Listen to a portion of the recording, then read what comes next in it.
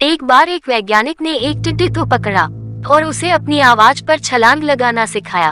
वैज्ञानिक टिड्डे से कहता, कूदो टिड्डा। उसकी आवाज सुनते ही जोर से छलांग लगा देता। अब वह वैज्ञानिक था तो प्रयोग करना बनता ही था। उन्होंने टिड्डे की छलांग पर प्रयोग किया।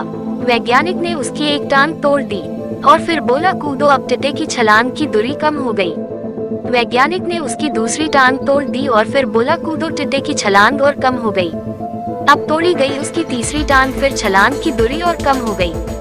एक एक करके बेचारे टिड्डे की सारी टांगें तोड़ दी गई।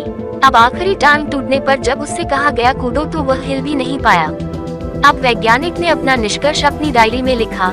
जानते हो उसने क्या लिखा? जब टिड्डे की एक टांग तोड़ी गई तो वह थोड़ा बहरा हो गया।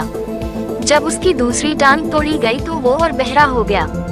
हर टांग टूटने के साथ वो और बहरा होता गया और सारी टांग टूटने के बाद वह बिल्कुल बहरा हो गया। अब जोर जोर से चिल्लाने का भी उस पर कोई असर नहीं हुआ।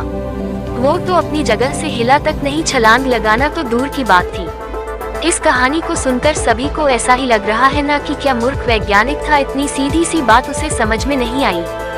या कुछ लोग ये भी सोच रहे होंगे कि ये तो किसी बच्चे को भी पता है कि टिड्डे की छलांग उसके टांग टूटने की वजह से कम होती जा रही थी, ना कि वह बहरा हो गया था। दोस्तों, हम सभी जीवन में कई बार ऐसे ही मूर्ख बन जाते हैं। कई बार जीवन में दो घटनाएं एक साथ ऐसे घटती है कि उनका एक दूसरे से कोई संबंध होता ही नहीं, फिर भी ऐसा लगता है कि गहरा संबंध है।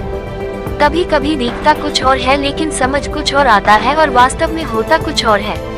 इसलिए अगर पछताना नहीं है तो जीवन में जल्दबाजी में कोई निर्णय न ले, हमेशा समझबूझ का इस्तेमाल करें, सावधानी बरते, नतीजे सोच विचार कर ही निकाले।